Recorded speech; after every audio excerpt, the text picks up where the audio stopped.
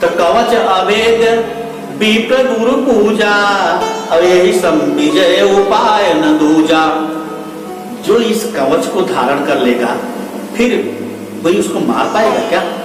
कवच अभेद्य विप्र, जो ब्राह्मण की सेवा करता हो, गुरु की सेवा करता हो, गुरु के प्रति जरा सा भी संदेह न हो, ब्राह्मण के कैसे भी किसी भी तरह का ब्राह्मण हो, ठीक है, उसके प्रति वो सम्मान की भाव रखता हो, निश्चित रूप से वह कवच के समान है, उसका फिर कोई अहित कर ही नहीं सकता जो ब्राह्मण पूजन करता हो। और गुरुदेव का देखिए बड़ी विचित्रता है, परमात्मा क्या कहते हैं, स्वयं कहते हैं इस बात को, कवच अभेद विप्र गुरु पूजा, और यह सम विजय उपाय न दूजा। उनकी विश्वास क्या है? गुरु पूजा। आपने देखा कि रामेश्वरम की स्थापना, आराधना एक दूसरे की करते हैं, भगवान शिव, राम जी की, राम जी भगवान शिव की।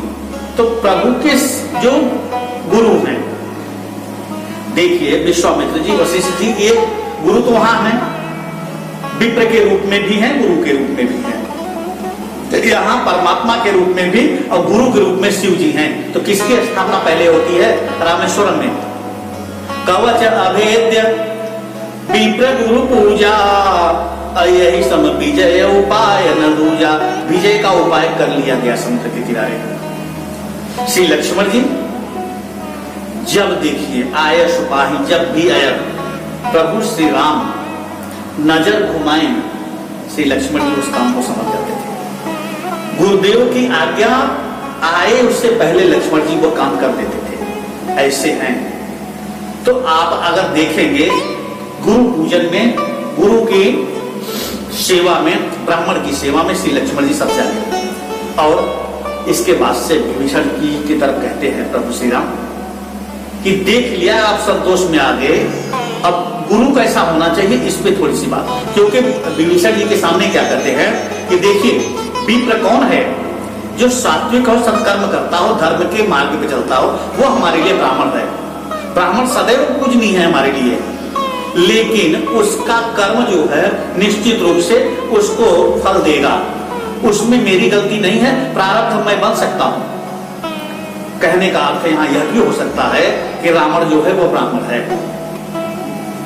इसलिए इस पूरे रथ की परिकल्पना में ब्राह्मण को भी शामिल कर लेते हैं कि देखिए कवच अभेद विप्र गुरु पूजा।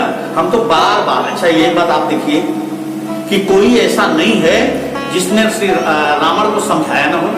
प्रभु श्री राम स्वयं अंगद के जाकर कहते हैं, अंगद जा रहे हो, हनुमान जी जब गए थे तो उनको संदेश क्या दिए थे कि जाइए सीता जी का पता लगाकर चले आइए। हनुमान जी से संदेश रावण के लिए कुछ भी नहीं कहवाए थे कि जिसके पास सीता जी मिलेगी उनको मेरा संदेश कह देना, ऐसा भी नहीं कहवाए थे।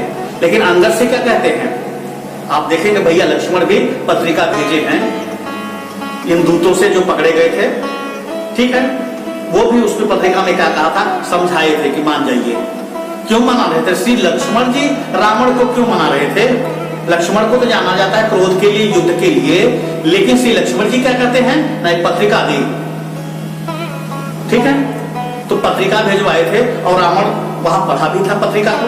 तो उसमें क्या लिखा था कि आप अपने कुल का विचार कर लीजिए, अपने धर्म का विचार कर लीजिए और सीता जी को वापस कर दीजिए। श्री लक्ष्मण जी कहवाए थे। आप समझिए किस क्यों कहवाए थे? लक्ष्मण के कहवाने का औचित्य क्या था? यहाँ पे प्रभु श्री राम कहते अलग विषय था, लेकिन भैया लक्ष्मण कहवाए थे, क्यों? वही विप्र गुरु पूजा, ब्राह्मण है, कर्म बस राक्षस हो गया है, अब मैं जब भी देखूंगा राक्षस स्वरूप देखूंगा, ब्राह्मण स्वरूप नहीं देखूंगा। मानो यह संकेत जाता है कि अब मैं जब भी देखूंगा आपको ब्राह्मण के रूप में नहीं, क्योंकि ब्राह्मण का कर्म आप छोड़ चुके, अब तो ब्राह्मण से अलग हो गए, राक्षस हो गए। यहां बड़ी स्पष्ट बात, एक बात सुन, हम आप जब पैदा होते हैं तो किसी कुल में, गोत्र में पैदा होते हैं, लेकिन जब हम सन्यासी हो जाते हैं, जब हम सन्यासी हो जाते हैं तो मेरा गोत्र वह नहीं रह जाता। किसी भी सन्यासी का उसके परिवार में जन्म वाला गोत्र नहीं रह जाता। अब आप कहेंगे फिर उसका गोत्र क्या होता है? तो देखिए हम सन्यासी साधु संतों का गोत्र एक ही होता है, वो होता है अच्युत गोत्र। मानो श्री लक्ष्मण जी इस पत्र के माध्यम से क्या कहते हैं कि पहले आप ब्राह्मण थे लेकिन अब राक्षस हैं। तो मैं ब्राह्मण के अंतिम रूप में आपको यह पत्र भेज रहा हूं, देख रहा हूं कि अब भी आप मान जाइए।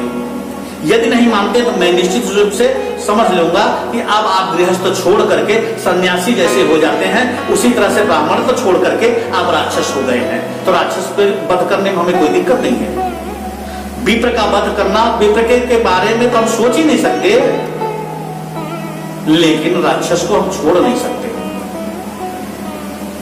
इसलिए, और यह बात प्रभु श्री राम विभीषण जी से क्यों कह रहे हैं? क्योंकि इसमें यह कह दिए कि विप्र गुरु पूजा, तो रावण को विप्र समझ के परमात्मा ऐसा क्यों कह रहे हैं? मारने तो जा रहे हैं विप्र को? नहीं, रावण विप्र नहीं है। वही है कि जब हम गृहस्थ में थे तो ईटार पांडे थे, सावरण गोत्र था, लेकिन सन्यास में अच्युत। रावण क्या था? पहले ब्राह्मण कुल का था, लेकिन कर्मवश अब कहां आ गया? राक्षस। तो राक्षस के वध करने में कोई तकलीफ नहीं है।